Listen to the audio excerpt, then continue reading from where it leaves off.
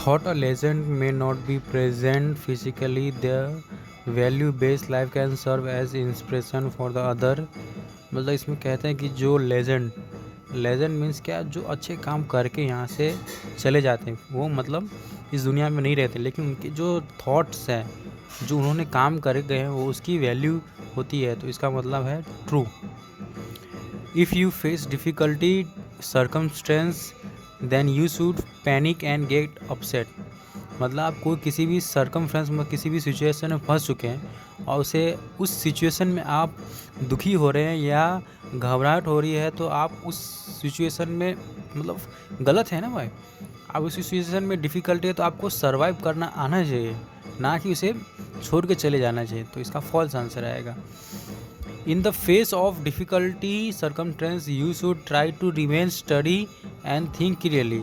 तो हाँ, कोई भी हम किसी भी गलत सिचुएशन में फंस जाते हैं, किसी मुसीबत में फंस जाते हैं, तो हमें क्या करना चाहिए, हमें शांत रहना चाहिए। मतलब शांत मीन्स क्या, तो स्टडी मतलब एकदम रिलैक्स हो जाना चाहिए और क्लियर थिंकिंग होना चाहिए कि हाँ, नेक्स्ट स्टेप मैं यही करूँगा ताकि मैं उस सिचुएशन से मैं बाहर निकल पाऊँगा। समझ रहे हो आप।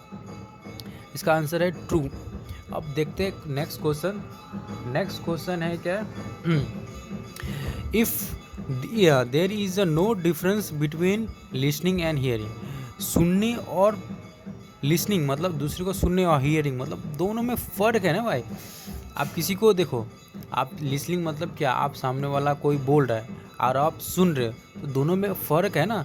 वो किस हिसाब से बोल रहा है और आप किस हिसाब से सोच रहे हो, तो दोनों में फ़र्क होता है ना। तो इसका आंसर आएगा true. A good listener will able to understand how the speaker is feeling. हाँ, ट्रू। हाँ, मतलब आपके सामने कोई बोल रहा है तो आपकी भावना मतलब फीलिंग होगी ना भाई। आप कोई गलत बोल रहा है तो आप किस इंटेंशन में आपको गलत बोल रहा है, और आप इस इंटेंशन से आप उसे फील कर पा रहे हो। समझ रहे हैं। आपके पेरेंट्स आपको डांट रहे हैं अच्छे के लिए, लेकिन आपको कोई भला बुरा कहे तो वो समझ सकते हो ना किस लेवल का आपको मिसअंडरस्टैंडिंग्स होगी। समझ रहे हो। A good listener will have the conventions while all also texting on their phone. तो इसका आंसर आएगा फॉल्स बाय। कैसे। अ गुड लिसनर मतलब एक लिसनर, जब आप सुन रहे हो और फ़ोन पे भी लगे चिपके हो, तो मतलब ये गलत है ना, ये फॉल्स आएगा इसका answer. In the face of failure, 13 answer, in the face of failure you should try to see the positive angle. हाँ, सही है।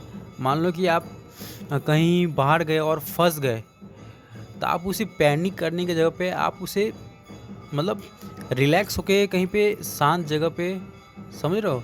मेरा कहने का मतलब था कि आप किसी गलत सिचुएशन में फंस गए और उसे गलत सिचुएशन में मतलब उसे बाहर निकलने का पॉजिटिव ही रास्ता ही होता है, नेगेटिव रास्ता ही हमेशा गलत ही होता है। समझ रहे हो।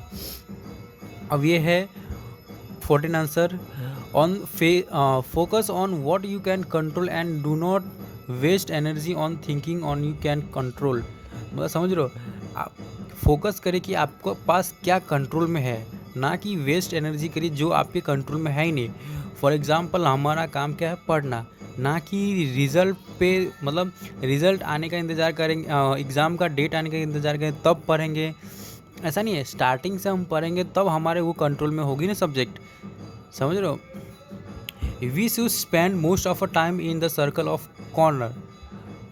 तो सर्कल ऑफ कॉर्नर में हम नहीं जी सकते पूरी लाइफ। समझ रहे हो। तो इसका आंसर आएगा फॉल्स।